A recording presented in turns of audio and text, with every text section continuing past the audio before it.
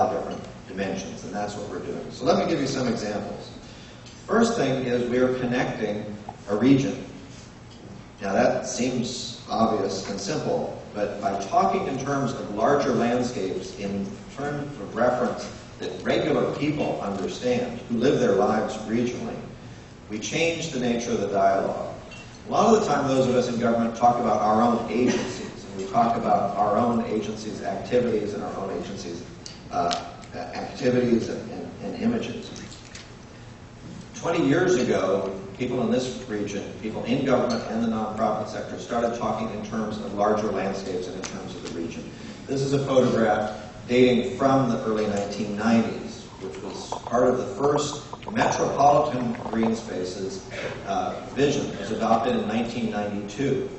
This had many different parents, many different owners of this document. Now, it was really sponsored and housed at Metro, but organizations as diverse as the Audubon and local governments all contributed to identifying spots, places that were important, and doing it in a cohesive way. It really showed the interrelationship to different sorts of places.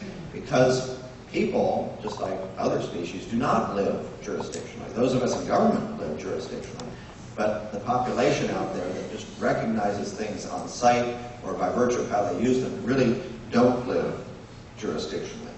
That led to the ballot measures that Jim referenced. In 1995, the Green Spaces Master Plan, by setting out a vision, that Green Spaces Master Plan from the early 1990s, and giving everybody something to think about, led to the next very tangible step, which was the 1995 ballot measure. And this will show you how that overall concept then translated into what we call target areas in terms of where territory was going to be acquired around our region. And again, the ballot measure in 1995, and then again the successful measure in 2006, was spoken about to people in terms of this larger picture.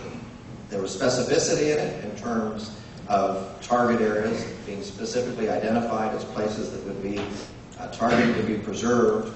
But really the message was about legacy, the message was about connecting the region, the message was about clean water and fish and wildlife habitat.